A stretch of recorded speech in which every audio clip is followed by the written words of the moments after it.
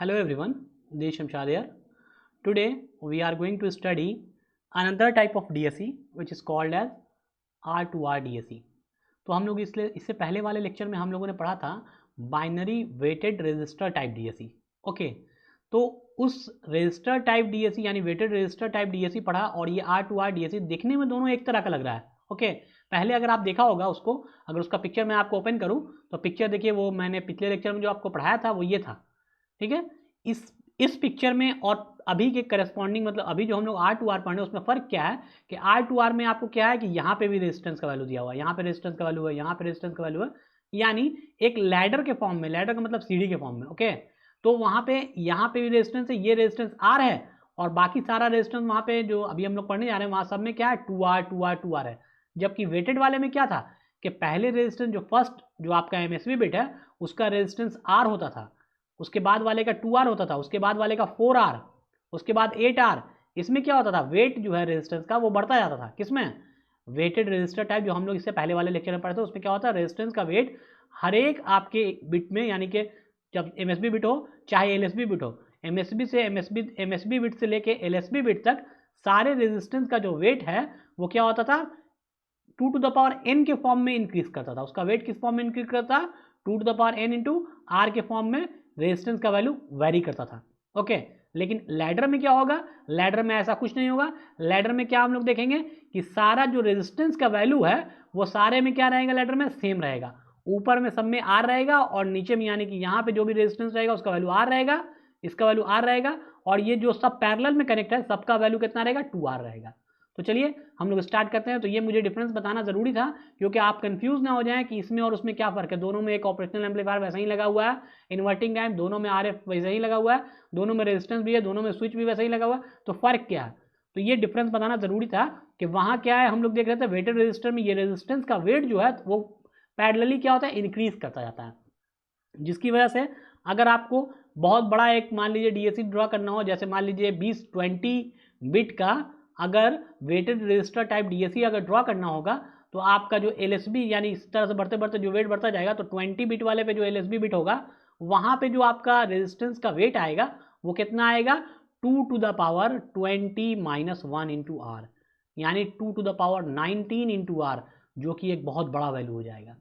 तो इसमें weighted register का ड्रॉबैक क्या है, डिसएडवांटेज क्या है उसमें वेटेड रजिस्टर वाले का, डिसएडवांटेज ये है कि वहाँ रेजिस्टेंस का वैल्यू इतना जल्दी जल्दी बढ़ता था, हर पैरेलल रेजिस्टेंस का वैल्यू क्या होता है दूसरे पहले वाले से डबल होता जाता था, जिसकी वजह से हम लोगों को इस तरह का वेरिएशन वाला रेजिस्टेंस डिज़ाइन करना बहुत टफ हो जाता है. यानी कि हर रेजिस्टेंस का वेट अलग अलग डिज़ाइन करना, इतना सारा रेजिस्टेंस को क्या करना पड़ेगा उसी हिसाब से, यानी वैल्यू सारे का एग्जैक्ट वैल्यू निकालना बहुत मुश्किल है क्योंकि हर रेजिस्टेंस के लिए क्या है आपको कलर कोडिंग के हिसाब से उसका रेजिस्टेंस डिज़ाइन करना पड़ेगा, उसके अंदर का सेमीकंडक्टर का वैल्यू को भी चेंज करना पड़ेगा. तो क्या होगा, आपके रेजिस्टेंस का वैल्यू जो हर एक के लिए अलग हो रहा है, पहले के लिए R, दूसरे के लिए 2R, तीसरा 4R, फिर 8R बढ़ता जा रहा है, तो हर एक के रेजिस्टेंस का अलग अलग रेजिस्टेंस इतना सारा डिज़ाइन करना बहुत मुश्किल है. इसलिए हम लोग क्या करते हैं, वो वेटेड रेजिस्टर टाइप DSE को कम यूज़ करते हैं in comparison to the ladder. Ladder में क्या है, ये प्रॉब्लम दूर हो जाता है. क्यों? क्योंकि इसमें क्या है जो पैरेलल रेजिस्टेंस है उसका वेट बढ़ नहीं रहा बल्कि कांस्टेंट है. हर पैरेलल रेजिस्टेंस का वेट जो है वो ट्वाइस ऑफ R है. ठीक है, और यहाँ पे क्या है, जहाँ पे इंड हो रहा है वहाँ पे क्या है लास्ट में ट्वाइस ऑफ R लिया कि यहाँ पे हर जगह पैरेलल में कॉमन है और लास्ट में एक ग्राउंड टर्मिनल से कनेक्टेड है. लास्ट वाला जो बिट है, लास्ट वाला बिट क्या है आपका B0 है, लेकिन उसके बाद जो है एक कॉमन ग्राउंड टर्मिनल है जो ट्वाइस ऑफ R से कनेक्टेड है, ये ग्राउंड है, देखना है. तो ये जब भी सर्किट बनेगा तो इस बात को ध्यान रखिएगा कि रेजिस्टेंस का वैल्यू देते वक्त अगर वेटेड रेजिस्टर बना रहे हैं तो ध्यान रखिएगा उसमें जो रेजिस्टेंस का वैल्यू होगा प्रीवियस रेजिस्टेंस का ट्वाइस होता जाएगा, बढ़ता जाएगा. लेकिन जब लैडर ड्रा करेंगे तो पैरेलल में सारा रेजिस्टेंस बराबर होना चाहिए, ट्वाइस ऑफ R होना चाहिए, जबकि ऊपर में R होना चाहिए. बाकी स्विचिंग वैसे ही है, ये MSB बिट है, ये LSB बिट है, B2 आपका MSB है, B1 आपका LSB है. ठीक है, ग्राउंड भी वैसे ही है, जब B2 आपको 1 अप्लाई करेंगे तो ये क्या होगा, VR से कनेक्टेड होगा, रेफरेंस वोल्टेज से कनेक्ट होगा, और जब 0 अप्लाई करेंगे तो ग्राउंड से कनेक्ट होगा. तो ये क्या है, ये हम लोग यहाँ पे बना के देख रहे हैं 3 बिट. पहले हर एक में हम लोग क्या किया है 3 बिट DSE ड्रा किया, उसके बाद उसको n बिट से जनरलाइज कर दिया है, यही किया है. तो इसमें भी सेम वैसा ही होगा प्रोसेस. आपको अगर पूछा जाए तो इसमें क्या क्या थ्योरेटिकल पोर्शन में क्या क्या हम लोग लिखेंगे, तो लिखेंगे कि ये जो R2R लैडर टाइप DSE है इसमें क्या होता है, एक ऑपरेशनल एम्पलीफायर होता है. ओके, जिसके इन्वर्टिंग टर्मिनल पे लैडर के फॉर्म में रेजिस्टेंस कनेक्ट होता है, जिसमें पैरेलल रेजिस्टेंस का सारे का वैल्यू क्या होता है, इक्वल होता है, जबकि ऊपर में जो रेजिस्टेंस उसका वैल्यू क्या होता है, सीरीज वाला जो ऊपर वाला वैल्यू रेजिस्टेंस है वो क्या है, आर कनेक्ट होता है, ठीक है। और इसके करस्पॉन्डिंग हम लोग क्या करते हैं, जैसे ही हम लोग स्विच को देते हैं B2 B1 B0 को वैल्यू को हम लोग वेरी कराते हैं, यानी डिजिटल इनपुट जैसे ही इस पर अप्लाई करते हैं उसके करस्पॉन्डिंग हम लोगों को एनालॉग आउटपुट यहाँ पे मिल जाता है। तो आप अप्लाई करिएगा, मान लीजिए यहाँ पे क्या अप्लाई करिएगा, तो यहाँ पे दिखाई दे रहा है कि B2 आपका VR से कनेक्टेड है, B1 आपका ग्राउंड से कनेक्टेड है और B0 किससे कनेक्टेड है, VR से कनेक्टेड है। इसका मतलब ये हो गया VR से कनेक्ट मतलब 1, इसका ग्राउंड से कनेक्ट मतलब 0 और इसका मतलब 1।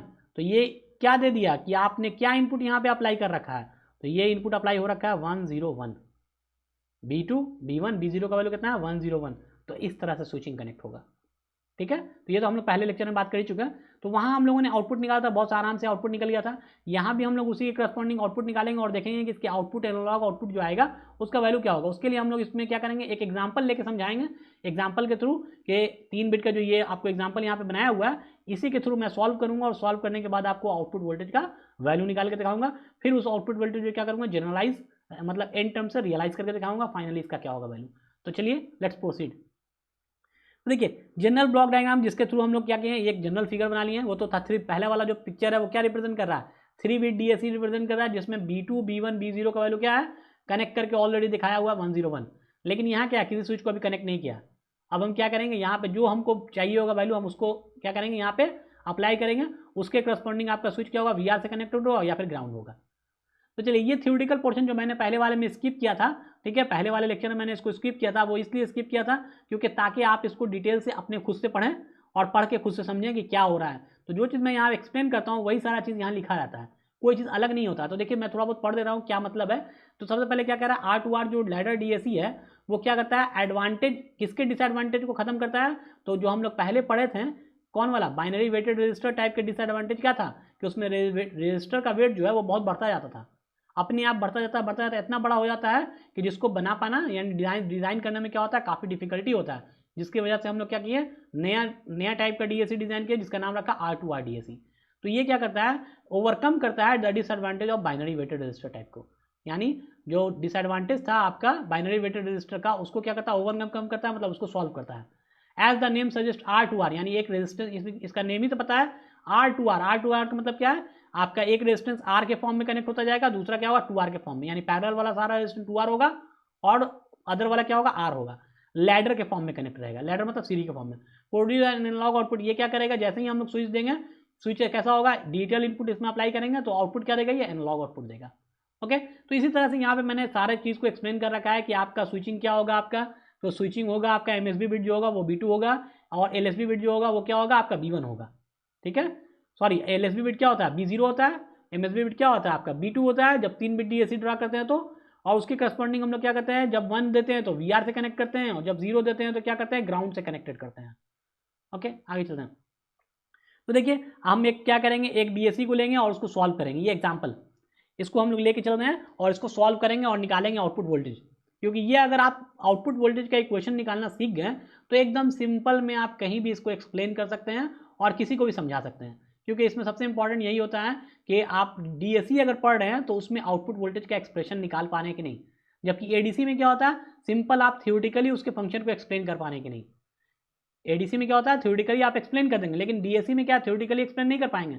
इसके लिए आपको उसका आउटपुट का इक्वेशन सॉल्व करके निकाल के दिखाना होगा, तभी आपको समझ में आएगा, तभी आप दूसरे को समझा पाएंगे। तो चलिए हम लोग देखते हैं, एक मैंने 3 बिट R2R DAC को ले लिया है और उसमें क्या किया है, B2 B1 और B0 के वैल्यू को क्या रखा है, 100 रखा है। 100 रखने का मतलब क्या हो गया, कौन किससे कनेक्टेड होगा, तो देखिए नीचे में दिखा दिया गया है कौन किससे कनेक्टेड होगा। तो आपका B2 जो होगा, ये देखिए B2 B1 और B0 में क्या रखा है 100। इसका मतलब है B2 जो होगा वो क्या होगा, VR से कनेक्टेड होगा, 1 है इसलिए VR से कनेक्टेड होगा, माइनस VR से। 0 का मतलब क्या है, ग्राउंड से कनेक्टेड होगा, तो ये क्या होगा, ये दोनों ग्राउंड से कनेक्टेड होगा और ये किससे कनेक्ट होगा, माइनस VR से। देखिए यही चीज़ यहाँ कनेक्ट है, आपका B2 का जो स्विच है वो आके VR से कनेक्टेड हो गया और आपका B1 और B0 जो है वो आपका ग्राउंड से कनेक्ट, ये B1 हो गया ये B0 हो गया, दोनों ग्राउंड से। और ये तो कॉमन टर्मिनल है, ये कॉमन टर्मिनल है हर में, जैसे 3 बिट ड्रा किया तो ये तो तीनों होगा ही होगा, लेकिन एक कॉमन टर्मिनल रहेगा। 4 बिट करेंगे तो ऐसे ही 4 ड्रा होगा, यानी इस तरह से 4 ड्रा होगा, लेकिन एक कॉमन टर्मिनल बाहर में फाइनल अलग से ड्रा होगा। क्लियर, 5 करेंगे तो फिर ऐसे ही 5 ये ड्रा होगा, 2R वाला 5 ड्रा होगा, लेकिन ये कॉमन वाले में देखिए यहाँ पे जो रेजिस्टेंस R जो लगता आ रहा है इसमें, इसमें यहाँ पे नहीं है, नहीं ना है, तो कॉमन टर्मिनल में यहाँ पे आर रेजिस्टेंस नहीं होता है, बल्कि सिंपली 2R आके ग्राउंड हो जाता है। तो ध्यान रखिए, ये सब डिफरेंस, बेसिक डिफरेंस बता दे रहे हैं, ताकि जब आप सर्किट ड्रॉ करें इसका आगे एग्जाम में आपको ड्रॉ करने के लिए कि ड्रॉ द क्या R2R 4 bit DAC, R2R 4 bit DAC, तो क्या कर रहे हैं, गलती कर दिया, गलती से आर की जगह यहाँ पे भी आर ड्रा कर दिया, यहाँ पे वेट की जगह कुछ और लिख दिया। तो ये ध्यान रखना कि वेटेड वाला ड्रा कर रहे हैं कि R2R ड्रा कर रहे हैं। ओके, तो चलिए ये जब हम लोग ड्रा कर लिया तो अब इसके हिसाब से क्या हो गया, देखिए ये टर्मिनल ग्राउंड है, ये टर्मिनल ग्राउंड है, ये दोनों एक दूसरे के पैरेलल में, यानी ये दोनों एक दूसरे के पैरेलल में कनेक्टेड रहेगा ऐसे।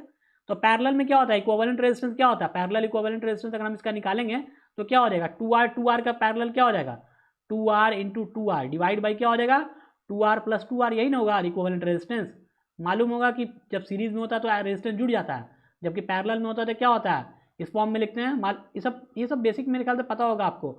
अगर नहीं पता है तो आप पहले बेसिक इलेक्ट्रॉनिक्स का, बेसिक इलेक्ट्रॉनिक्स में भी थोड़ा, और उसके अलावा electronic devices and circuit, analog electronics, ये सारा जो पढ़ा रहे हैं जो भी फैकल्टी, उन्होंने आपको बताया होगा कि इक्विवेलेंट रेजिस्टेंस सीरीज में कैसे निकालते हैं, पैरेलल में कैसे। और ऐसे भी आप अगर 12 पढ़ के आए तो 12 में भी आपको पता होगा, 10th में भी इवन ये पता होता है, 10th वालों को ये पता होता है कि सीरीज में रेजिस्टेंस ऐड हो जाता है और पैरेलल में इस फॉर्म में ऐड होता है। इसका मतलब हो गया, इसको जब सॉल्व करेंगे तो क्या आ जाएगा, ये आएगा R1 into R2 divide by R1 plus R2, यही ना आता है इक्विवेलेंट। और इसको जब हम उल्टा करके लिखेंगे, मतलब जब उल्टा करके लिखते हैं R का वैल्यू, तो ये इस फॉर्म में आता है, R इक्वल टू इतना आता है पैरेलल में। तो यही किया, R1 इंटू R2, R1 का वैल्यू कितना है 2R है, R2 का वैल्यू कितना है वो भी 2R है, दोनों 2R है, तो 2R into 2R divide by 2R plus 2R, तो ये कितना हो जाएगा R इक्विवेलेंट। यहाँ पे आ जाएगा, इसको सॉल्व किया तो हो जाएगा 4R स्क्वायर, और नीचे में कितना आएगा आपका 4R आएगा, 4R स्क्वायर, 4R स्क्वायर से R कट जाएगा, 4 से 4 कट जाएगा, कितना आएगा R। यानी आप दो पैरेलल, आपको भी ऐसे भी पता है कि अगर मान लीजिए दो रेजिस्टेंस है और दोनों पैरेलल में कनेक्ट होता है तो उसका इक्विवेलेंट रेजिस्टेंस कितना होता है, हाफ हो जाता है। ये तो पहले से पता था, लेकिन मैंने सोचा डायरेक्ट अगर बोल दूंगा तो आपको लगेगा कि नहीं, ये तो मेरे नहीं पता था, सर ने डायरेक्ट बोल के स्किप कर दिया। तो इसलिए मैंने सोचा आपको ये बता दूं कि 2R का जब पैरेलल निकालिएगा तो यहाँ पे क्या आ जाएगा, एक इक्विवेलेंट रेजिस्टेंस आ जाएगा जो ग्राउंड से कनेक्ट है, उसका वैल्यू कितना हो जाएगा, R हो जाएगा। अब देखिए, अब यहाँ से अगर करंट आएगा तो इन दोनों में जाएगा ऐसे होते हुए, ये हट गया, इन दोनों का इक्विवेलेंट हम लोग निकाल लिया और वो हो गया R, यहाँ पे लगा दिया। अब ये करंट आएगा तो ये कहाँ जाएगा, ऐसे होते हुए ऐसे जाएगा सीरीज में, यानी ये दोनों अब रेजिस्टेंस क्या हो जाएगा, सीरीज में हो जाएगा। और ये दोनों रेजिस्टेंस क्या हो जाएगा, ये वाला और ये वाला क्या हो जाएगा, नोड दोनों एक दूसरे के पैरेलल में हो जाएगा। तो अब ये क्या हो जाएगा, R सीरीज में, तो ये हो जाएगा R प्लस R, यानी 2R हो जाएगा। फिर ये दोनों पैरेलल में 2R क्या हो जाएगा, R हो जाएगा। और फिर ये सीरीज में, ये मैं क्या कर रहा हूँ, इतना पूरे सर्किट का, मेरा करने का ये मकसद क्या है कि मैं पूरे सर्किट का इक्विवेलेंट निकाल रहा हूँ।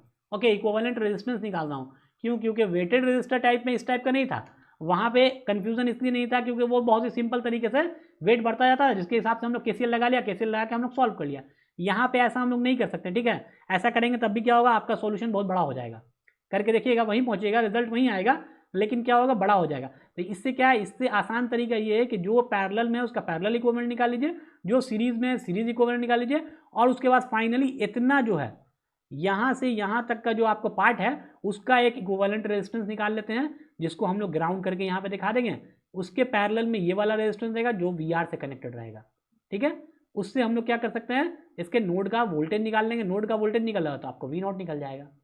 हमको क्या चाहिए, इस नोड का वोल्टेज चाहिए, तो अभी नोड का वोल्टेज क्या हो जाएगा, यहाँ ये देख रहे हैं कि ग्राउंड है, तो ये भी क्या हो जाएगा, वर्चुअल शॉर्ट के कॉन्सेप्ट से क्या हो जाएगा, ये 0 हो जाएगा, 0 हो जाएगा। हम इसको नोड मान लिया N, ठीक है। तो देखिए यही सारा चीज़ लेके हम लोग आगे चल रहे हैं। तो पहला स्टेप में क्या है कि हम लोग इक्विवेलेंट रेजिस्टेंस निकाला, यानी पूरा जो सेक्शन था उसका इक्विवेलेंट रेजिस्टेंस निकाला, तो आ गया वो 2R। कहाँ से आया, ये यहाँ से आया, यही यानी इतना का हम लोग इक्विवेलेंट रेजिस्टेंस निकाला। इक्विवेलेंट रेजिस्टेंस निकाला तो कितना आया, वो 2R आया। कैसे आएगा, तो देखिए सिंपली करेंगे क्या, 2R पैरेलल में, तो ये कितना आ जाएगा, R आ जाएगा। फिर ये R और R क्या हो जाएगा, ये दोनों सीरीज में, तो R प्लस R हो जाएगा। तो फिर ये क्या हो जाएगा, R प्लस R, यानी यहाँ पे एक 2R आ जाएगा। तो अब ये 2R क्या हो जाएगा, एक दूसरे के पैरेलल में, तो फिर से ये क्या आ जाएगा, यहाँ पे इक्विवेलेंट इसका आ जाएगा R, ठीक है। और ये R और R फिर क्या हो जाएगा, ये दोनों सीरीज में हो जाएगा। सीरीज में हो जाएगा तो यहाँ पे क्या आ जाएगा, आपको 2R आ जाएगा। तो ये इक्विवेलेंट जब निकालिएगा तो ऊपर से तो पहले से तो ये 2R है ही है, और ये किससे कनेक्टेड है, ये वाला कनेक्टेड है -VR से, पहला वाला मतलब MSB बिट की बात कर रहा हूँ, ये MSB बिट की बात कर रहा हूँ। और ये LSB को जब सॉल्व कीजिएगा तो ये जो आएगा वो भी आएगा 2R वैल्यू आएगा जो ग्राउंड से कनेक्टेड रहेगा, जो कि इतना का इक्विवेलेंट है। ये चीज़ आपको समझ में आ गया। अगर ये समझ में आ गया तो आपने आधे कॉन्सेप्ट को, मतलब DAC का R2R का आधा कॉन्सेप्ट समझ लिया। सिंपली अभी हम लोग क्या किया है, ये ए नोड है जो है, ए नोड के जो भी लेफ्ट साइड में है, लेफ्ट साइड में ये पूरा सेक्शन है, इतना सेक्शन, इस लेफ्ट सेक्शन का हम लोग इक्विवेलेंट निकाल रहे हैं, इक्विवेलेंट रेजिस्टेंस निकाल रहे हैं। जब हम लोग इसका इक्विवेलेंट रेजिस्टेंस निकाला ए नोड का, ये नोड क्या है आपका ए है, इसका इक्विवेलेंट रेजिस्टेंस निकाला तो वो कितने के बराबर हुआ, 2R के बराबर हुआ। और 2R किससे कनेक्टेड रहेगा, ग्राउंड से, तो 2R को मैंने ग्राउंड से कनेक्ट कर दिया। और बाकी क्या बचा हुआ आपका, ए नोड के साथ क्या कनेक्टेड है, 2R कनेक्टेड है जो कि रिफरेंस वोल्टेज से कनेक्टेड है। ठीक है, तो ये देखिए, अच्छा अगर मान लीजिए ये फिगर आपको छोटा लग रहा है, समझ में मानने में दिक्कत है, तो आप पीछे जाके देख सकते हैं, वही फिगर है, यही इसी फिगर को हम लोग लेके चल रहे हैं। इसी फिगर को हम लोग क्या किया है, सिंपली सबको कनेक्ट कर दिया है, सबको क्या किया है, कनेक्ट कर दिया है, इसको इसको इसको, और उसके बाद क्या करना है, इतना का इक्विवेलेंट रेजिस्टेंस लिखा है, इतना का इक्विवेलेंट रेजिस्टेंस लिखा है। तो 2R पैरेलल में R हो जाएगा, और R फिर सीरीज में हो जाएगा, तो R प्लस R कितना हो जाएगा, 2R, और फिर ये 2R क्या हो जाएगा, एक दूसरे के पैरेलल में हो जाएगा, तो फिर R आ जाएगा, और ये R और R फिर से सीरीज में हो जाएगा, तो यहाँ पे 2R, यानी इसका इक्विवेलेंट जो आएगा फाइनली यहाँ पे एक इक्विवेलेंट 2R रेजिस्टेंस आएगा, जो कि किससे कनेक्टेड होगा, ग्राउंड से कनेक्टेड होगा। और दूसरा आपका क्या हो जाएगा, दूसरा ब्रांच ये हो जाएगा, पहला ब्रांच ये हो जाएगा, दूसरा ब्रांच ये हो जाएगा। ठीक है, सिर्फ 2 ब्रांच बचेगा, ये सब हट जाएगा। क्लियर, तो यही चीज़ मैं वहाँ पे समझा रहा हूँ सिंपली में। तो देखिए इक्विवेलेंट इस तरह का हो जाएगा। क्लियर, कोई दिक्कत नहीं ना है, ये यहाँ तक पहुँचने में आई होप कोई दिक्कत नहीं। ये सिंपली 2R रेजिस्टेंस आ गया, और यहाँ पे ये 2R हो गया, ये रेफरेंस वोल्टेज से कनेक्टेड, ये ग्राउंड से कनेक्टेड है। अब आपको पूछा जाए कि बताइए यहाँ पे कैसा सर्किट बनेगा, ये जो सर्किट है वो किस तरह का सर्किट बनेगा।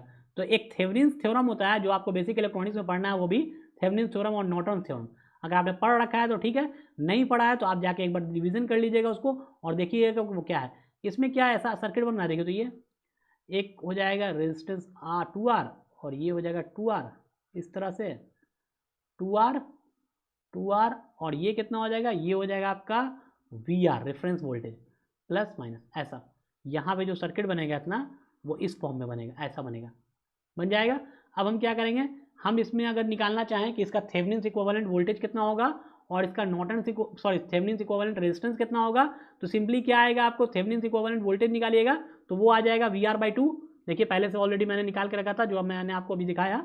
सिंपली क्या करेंगे, कैसे निकालते हैं, तो पहले यहाँ पे क्या करें, लोड रेजिस्टेंस यहाँ मान लेते हैं RL, लोड रेजिस्टेंस यहाँ पे होता है RL। ठीक है, RL के अक्रॉस हमको क्या निकालना होता है, पहले इक्विवेलेंट रेजिस्टेंस निकालना होता है और फिर इक्विवेलेंट सब वोल्टेज मतलब निकालना होता है। तो उसके लिए क्या करेंगे, तो जब हम लोग इक्विवेलेंट रेजिस्टेंस निकालते हैं तो वोल्टेज सोर्स को शॉर्ट कर देते हैं, तो वोल्टेज सोर्स को हम लोग शॉर्ट कर देते हैं, इसको हटा देते हैं। तो इसको हटा देंगे तो कैसा हो जाएगा, सिंपली सर्किट कैसा हो जाएगा, सर्किट हो जाएगा आपको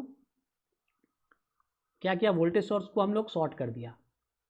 ठीक है, तो शॉर्ट हो गया वोल्टेज सोर्स, ये रेजिस्टेंस आपस में कनेक्ट हो गया। देखिए तो अब हम लोग यहाँ से देख रहे हैं, यहाँ से करंट फ्लो करा रहे हैं, तो ये दोनों रेजिस्टेंस यहाँ से आएगा तो ये इधर करंट जाएगा, यहाँ ये इधर जाएगा, दोनों डिवाइड होगा, डिवाइड होगा तो क्या होगा, ये पैरेलल में हो जाएगा, पैरेलल में हो जाएगा तो 2R और 2R का पैरेलल रेजिस्टेंस निकालिएगा, 2R का, तो ये क्या हो जाएगा, R देगा आपको, R वैल्यू देगा। ये रेजिस्टेंस R आपको मिल गया, क्या है ये कहलाएगा RTH थेवेनिन्स इक्विवेलेंट रेजिस्टेंस, यानी इन सब का इक्विवेलेंट रेजिस्टेंस यहाँ पे कितना आ जाएगा, एक R आ जाएगा, सिंपल। ओके, आगे वोल्टेज बात करें, लोड वोल्टेज क्या हो जाएगा, इसका थेवेनिन्स इक्विवेलेंट वोल्टेज क्या हो जाएगा, तो ये आपका VR है पहले से, ये आपका VR है, तो यहाँ पे कितना वोल्टेज ड्रॉप होगा, ये 2R है तो क्या होता है, आधा वोल्टेज यानी हाफ वोल्टेज यहाँ ड्रॉप होता है। मालूम है कि जब इक्विवेलेंट, जब आपका रेजिस्टेंस जो हो दोनों क्या हो, इक्वल हो और सीरीज में लगा हो, तो वोल्टेज डिवीजन जो होता है वो क्या है, तो क्या कितना होता है, इक्वली होता है। तो देखिए आपको RTH तो पता हो गया क्या है, अब हम लोग वोल्टेज की बात कर लें। दोनों मैं यहाँ पे निकाल के इसलिए दिखा दे रहा हूँ क्योंकि बहुत से लोगों को अभी थेवेनिन्स पता नहीं होगा, तो हो सकता है वो कंफ्यूज कर जाएंगे कैसे कैसे क्या होता है। तो थेवेनिन्स पढ़ने के बाद आप इसको कीजिएगा तो आप आसानी से निकाल पाइएगा। ठीक है, यहाँ पे क्या है आपका 2R है, और ये आपका क्या है, लोड रेजिस्टेंस, इसी के क्रॉस, इसी के मतलब इसको ओपन किया, और यहाँ पे हम लोग क्या निकालना है, इसके क्रॉस जो वोल्टेज ड्रॉप होगा वही आपका VTH होगा, इस 2R के क्रॉस। ये 2R है, ये आपका VR है। ठीक है, तो यहाँ क्या होगा, VR से यहाँ तो जो भी करंट चलेगा वो 2 पार्ट में डिवाइड होगा, यहाँ और यहाँ, क्योंकि ये दोनों इक्वल है इसलिए वोल्टेज भी इक्वल होगा। तो यहाँ कितना होगा, यहाँ VR/2 ड्रॉप होगा, यहाँ भी VR/2 ड्रॉप होगा, तो आपका VTH के बराबर कितना हो जाएगा, VTH बराबर हो जाएगा VR/2, जबकि RTH क्या हो जाएगा, RTH बराबर हो जाएगा R। ये आपका VTH RTH मिल गया, आप इसको यहाँ पे इसके साथ लगा देंगे, यहाँ पे रेजिस्टेंस R आ जाएगा और इसके करस्पॉन्डिंग यहाँ पे वोल्टेज आ जाएगा VR/2। तो देखिए इस सर्किट में यही चीज़ दिखाया गया है आपको, यहाँ पे इक्विवेलेंट रेजिस्टेंस जो RTH है वो R लिख दिया गया और आपका वोल्टेज जो है VR/2 -VR/2 आ गया। अब ये एक सिंपल इन्वर्टिंग ऑप एम्प बन गया, यानी एक सिंपल सा इन्वर्टिंग ऑपरेशनल एम्पलीफायर बन गया, जिसमें इनपुट वोल्टेज क्या दिया जा रहा है, एक से रेफरेंस मतलब इन्वर्टिंग टर्मिनल पे इनपुट वोल्टेज कितना है, -VR/2 है, और आपका नोड क्या है, वर्चुअल शॉर्ट होगा तो ये वाला 0 है तो ये भी 0 हो जाएगा। यहाँ पे आउटपुट वोल्टेज क्या है, V0, तो कैलकुलेट करेंगे, यहाँ पे नोड एनालिसिस लगाएंगे, इस नोड पे जैसे हम लोग पहले लेक्चर में लगाया था नोड एनालिसिस, वहाँ पे यहाँ पे भी लगाएंगे, तो क्या देखेंगे 0 माइनस VR/2 डिवाइड बाई कितना हो जाएगा, divide by R+R that is 2R, ठीक है, प्लस यहाँ पे क्या हो जाएगा 0 minus V0/2R, 0 minus V0/2R equal to क्या हो जाएगा 0 हो जाएगा।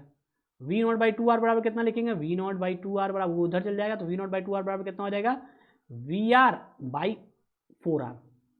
VR क्या है आपको, ये VR रेफरेंस वोल्टेज का नाम है, ना कि R रेजिस्टेंस में समझ जाएगा, R काट दिया, ऐसा नहीं है, ये VR क्या है, रेफरेंस वोल्टेज का नाम है, रेफरेंस R से रेफरेंस, V से वोल्टेज, रेफरेंस वोल्टेज, ठीक है। अब देखिए ये क्या है, V0 बराबर कितना लिखेंगे, V0 बराबर हो जाएगा VR into 2R divide by 4R हो जाएगा, तो R से R कट जाएगा, 2 दूनी 4 कट जाएगा, तो ये क्या आएगा, आउटपुट वोल्टेज आएगा, आउटपुट वोल्टेज बराबर VR/2, ठीक है। आउटपुट वोल्टेज कितना आ जाएगा आपको, VR/2, तो देखिए यहाँ पे आपका आउटपुट वोल्टेज मिल गया, फाइनल आउटपुट वोल्टेज कितना आ गया, VR/2। तो ये आपका किसके लिए आया VR/2, ये आया आपको जब आपने 3 बिट R2R DAC को ड्रा किया और उसके करस्पॉन्डिंग आउटपुट वोल्टेज निकाला, तो आउटपुट वोल्टेज आया VR/2, ठीक है। जब आपका तीनों स्विच B2, B1 और B0 तीनों 1 1 था तब, अगर मान लीजिए इसमें से अगर B2 आपका 1 हो जाए, B1 आपका 0 हो जाए और ये आपका यानी 1 0 1 हो जाए, तो इसके करस्पॉन्डिंग क्या करेंगे, जो 0 हो गया उसको हम लोग ग्राउंड करके हटाएंगे, साइड करेंगे, और उसके करस्पॉन्डिंग हम लोग फिर सॉल्व करेंगे और सेम वैल्यू निकालेंगे, तो इसी तरह सॉल्व हो गया, कुछ ना कुछ वैल्यू आएगा। तो आपको क्वेश्चन में मेनली मेंशन क्या रहेगा, यानी जब भी आपको DAC से क्वेश्चन पूछा जाएगा तो सबसे पहले आपको गिवन रहेगा कि रेफरेंस वोल्टेज इज मान लीजिए 6 वोल्ट या 7 वोल्ट को दिया रहेगा, ओके। और उसके बाद बोला जाएगा कि डिजिटल इनपुट जो अप्लाई हो रहा है, डिजिटल इनपुट सिग्नल जो अप्लाई कर रहे हैं वो अप्लाई कर रहे हैं 101 या फिर कहा जाएगा 011, कुछ भी इस तरह से, जिसमें हम लोग जैसे ही इसको देखेंगे तो ये पता लग जाएगा कि ये कितने बिट का है, 3 बिट का DAC है, जिसमें इनपुट अप्लाई हो जा रहा है 011 या 101, तो इसके करस्पॉन्डिंग हम लोग कहेंगे कि ये B2 है, ये B1 है, ये B0 है। फिर हम उसको सर्किट पर ले जाएंगे और इसके करस्पॉन्डिंग हम लोग क्या करेंगे, स्विच को कनेक्ट करेंगे। स्विच को कनेक्ट करने का मतलब क्या है कि जैसे 1 है तो उसको VR से कनेक्ट करेंगे, और अगर 0 है तो उसको क्या करेंगे, ग्राउंड से कनेक्ट करेंगे, और देन KCL KVL लगा के सॉल्व करेंगे और उसके बाद उसका आउटपुट वोल्टेज निकालेंगे। तो अगर आप लोगों ने ऑपरेशनल एम्पलीफायर पढ़ रखा है और अच्छे से आपका कॉन्सेप्ट है तो आपको ये DAC बहुत अच्छे से समझ में आएगा और बहुत आसानी से समझ में आएगा। और अगर आपने KCL KVL नहीं पढ़ा है और नोड एनालिसिस वगैरह आपका कमज़ोर है और थेवेनिन्स मतलब बेसिक इलेक्ट्रॉनिक्स आपका अगर वीक है, साथ में आपका क्या है, आपने ऑपरेशनल एम्पलीफायर को नहीं पढ़ा है, तो आपको ये थियोरेटिकली सिर्फ समझ में आएगा, आपका वैल्यू आप नहीं कैलकुलेट कर सकते हैं। तो मेरा ये सजेशन है कि पहले ऑपरेशनल एम्पलीफायर को पढ़िए और उसके बाद नेटवर्क थ्योरी जो आपका जो बेसिक इलेक्ट्रॉनिक्स का एडवांस फॉर्म है नेटवर्क थ्योरी, नेटवर्क एनालिसिस, उसमें जाके KCL KVL थेवेनिन सारा चीज़ पढ़िए और उसके बाद इस लेक्चर को दोबारा देखिए, आपको आसानी से सारा वैल्यू कैलकुलेट हो जाएगा और आसानी से समझ में आएगा, ओके। तो आपके लिए मैंने ये DAC का लेक्चर पहले इसलिए बनाना ज़रूरी था क्योंकि DAC का कॉन्सेप्ट आपको ADC में यूज़ करना है। वहाँ पे क्या होगा, सिंपली यही देखना होगा कि अगर मान लीजिए आपका DAC लगा हुआ है तो कोई भी आपका यहाँ पे कोई भी आपका डिजिटल इनपुट आएगा जैसे 101, तो इसके करस्पॉन्डिंग ये क्या करेगा, एनालॉग में यहाँ पे कन्वर्ट कर देगा, एनालॉग में वैल्यू को दे देगा और हम लोग फिर इसको यूज़ करेंगे ADC सर्किट में यूज़ करेंगे। तो ADC जो है वो ज़्यादा आसान है और ज़्यादा सिंपल है in comparison to the DAC में क्या हम लोगों को कैलकुलेशन करना पड़ता है सिंपली, और बहुत से लोगों को, बहुत से स्टूडेंट जिसका बेसिक कॉन्सेप्ट वीक होता है उनको कैलकुलेशन समझ में नहीं आता है। तो मेरा सजेशन है कि पहले आप लोग नेटवर्क थ्योरी को ठीक से पढ़ें, उसमें मेनली कौन कौन थ्योरम है, थेवेनिन थ्योरम, नोडल एनालिसिस, ये सारा चीज़ समझ लें और उसके बाद ऑपरेशनल एम्पलीफायर को पढ़ लें। देन आफ्टर इस लेक्चर को फिर से देखें और अच्छे से समझें। आई होप आपको समझ में आ जाएगा।